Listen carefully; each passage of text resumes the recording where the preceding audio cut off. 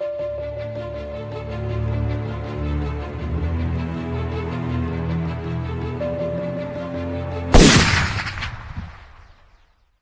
दोस्तों, स्वागत है आपका वर्ल्ड क्राइम स्टोरी चैनल पर। आज की कहानी सस्पेंस थ्रिलर मर्डर मिस्ट्री की है। जुर्म की दुनिया वाकई अजीब है। कई बार जो दिखता है असल में वो होता नहीं, और कई बार जो होता है असल में वो दिखता नहीं। ये कत्ल की कहानी भी कुछ वैसी ही है।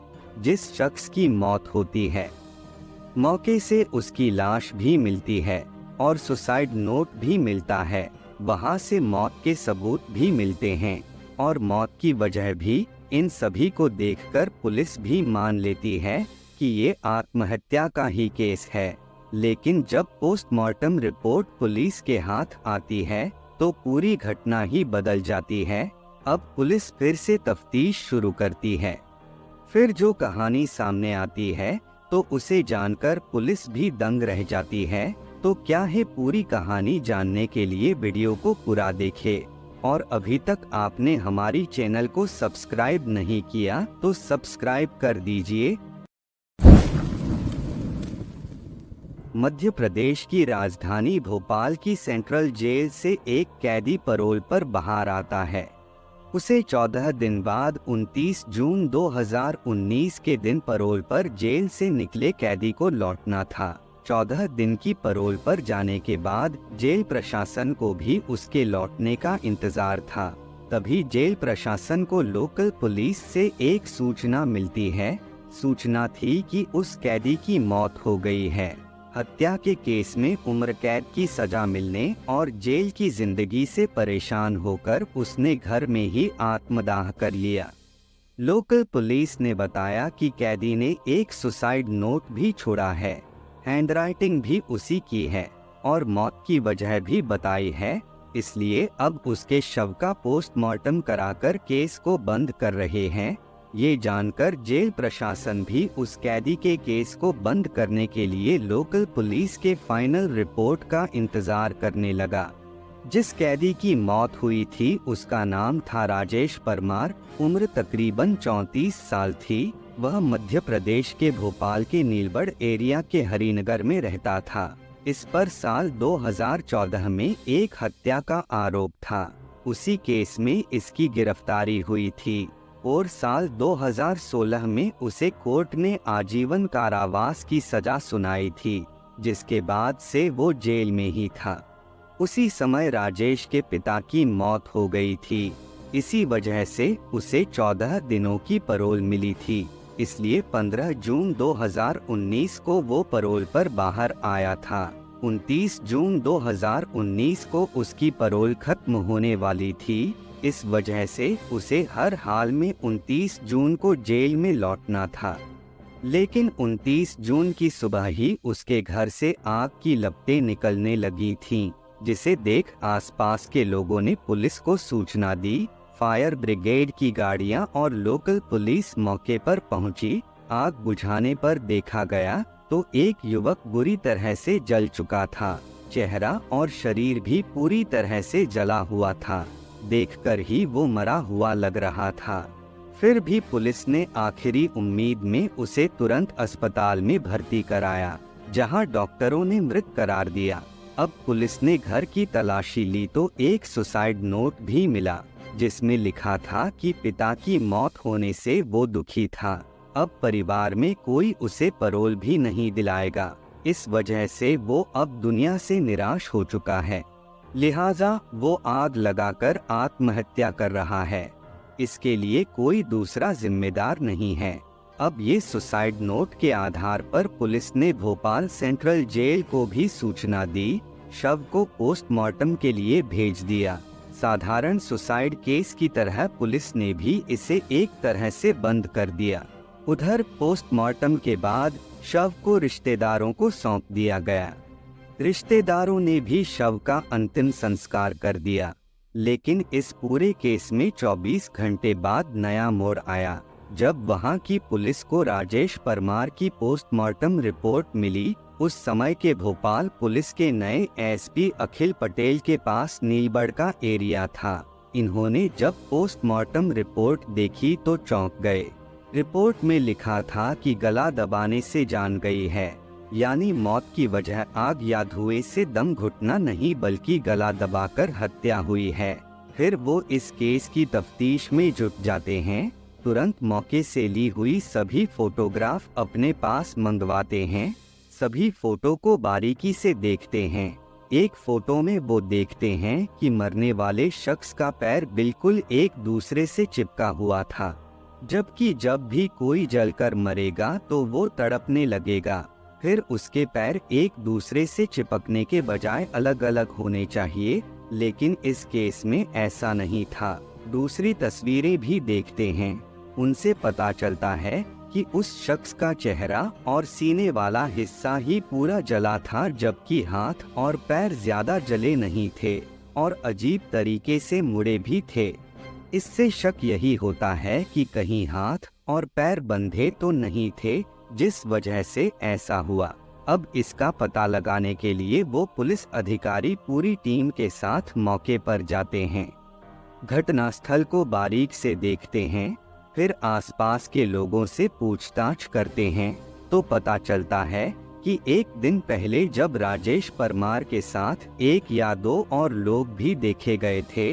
अब पुलिस इस केस की फाइल को बंद करने की जगह फिर से खोलती है और जांच शुरू करती है। अब पुलिस को ये शक हुआ कि जिसकी मौत हुई उसकी पहले गला घोंटकर हत्या की गई, लेकिन राजेश को जब सुसाइड ही करना था तो उसकी पहले हत्या क्यों की गई? अगर किसी ने गला दबाया तो वो कौन था? अब पुलिस के सामने ये भी सवाल था कि कहीं ऐसा तो नहीं कि मरने वाला राजेश ही ना हो। अगर ये राजेश नहीं है तो फिर कौन था? इन सब सवालों का पता लगाने के लिए पुलिस ने उसके मोबाइल नंबर का पता लगाया। फिर रिश्तेदारों के जरिए उसका एक नंबर मिला जो जेल से आने के बाद एक्टिव था, लेकिन अब बंद था। उसकी आखिरी लोकेशन भी भोपाल की ही थी।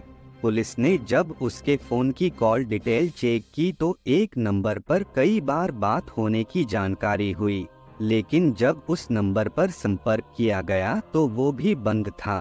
वो नंबर था निहाल नामक युवक का। अब पुलिस के सामने निहाल को खोजने की चुनौती थी और मन में सवाल ये भी आ रहा था कि कहीं निहाल ही तो नहीं मारा गया। इसके अलावा और भी कई सवाल थे। फिलहाल पुलिस उसकी तलाश में जुट गई। फिर पता चला कि निहाल मूल रूप से बिहार का रहने वाला है और पहले राजेश के मकान में ही किराए पर रहता था, लेकिन कुछ महीने से यहाँ से दूसरे मकान में शिफ्ट हो गया था। अब पुलिस की जांच में निहाल की लोकेशन गुजरात में मिली। इसके बाद पुलिस की एक टीम गुजरात पहुंची और दबोच लिया। इसके बाद जब उससे कड़ाई से पूछताछ हुई तब उसने जो कहानी बताई वो बेहद ही चौंकाने वाली थी। निहाल ने बताया कि जेल से पैरोल पर आने के बाद राजेश ने उससे संपर्क किया था। फोन पर बात हुई और वो उससे मिलने भी गया था।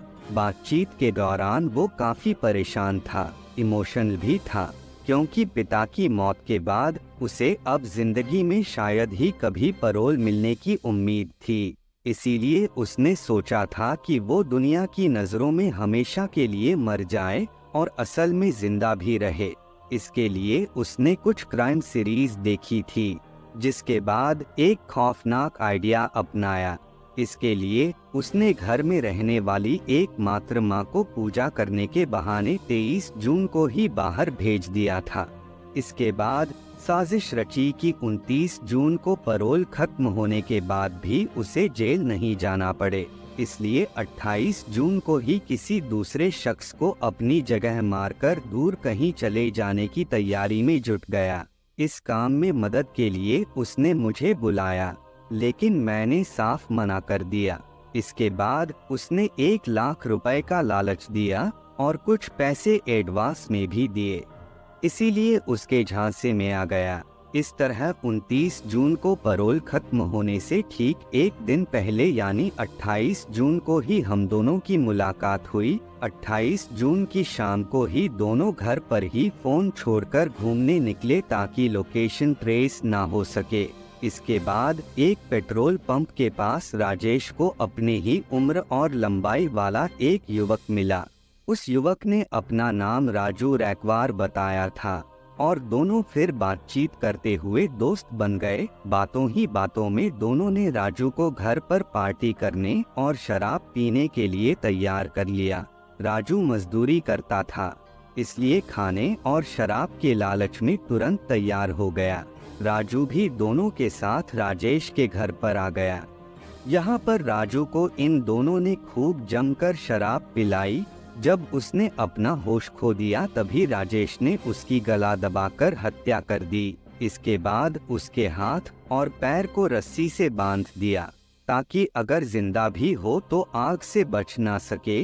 हाथ पैर बांधने के बाद उसे फर्श पर लिटाया और घर में रखी किताबों को उसके ऊपर डाल दिया।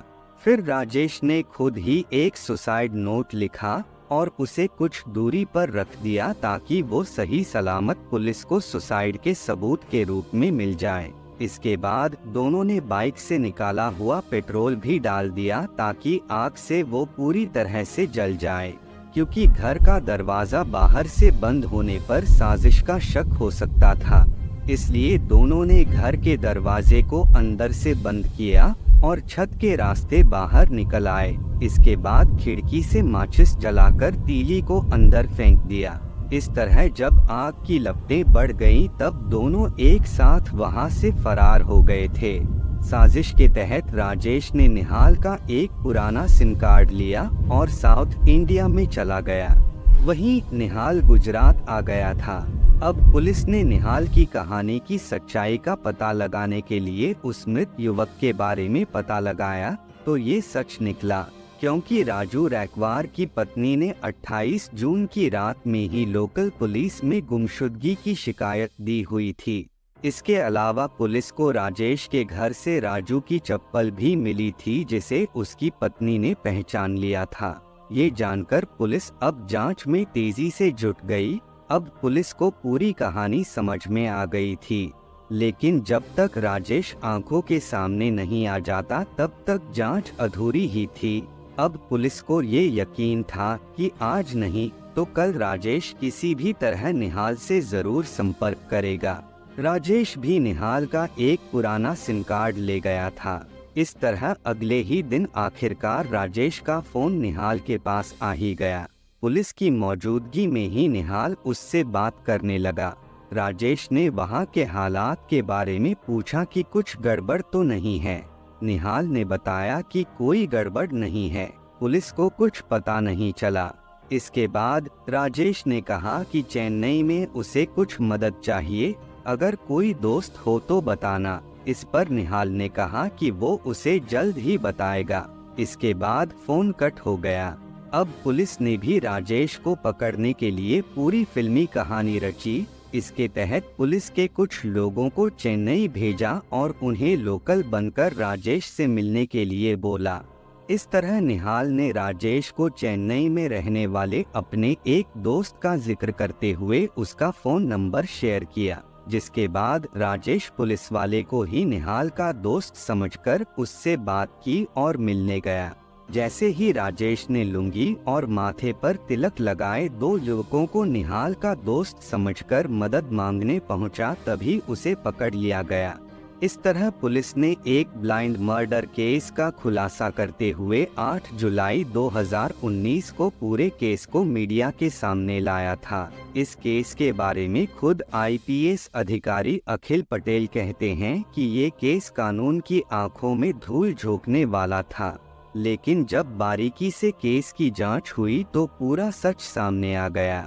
इसके बाद राजेश को फिर से सलाखों के पीछे भेज दिया गया। ये थी राजेश परमार की कहानी। उम्मीद करता हूँ कहानी आपको पसंद आई होगी। अगर कहानी पसंद आई हो तो वीडियो को लाइक और कमेंट करें और ऐसी ही और कहानियाँ सुनने के लिए चैनल को सब्सक्राइब करें। मिलते हैं फिर एक और नई सच्ची कहानी के साथ।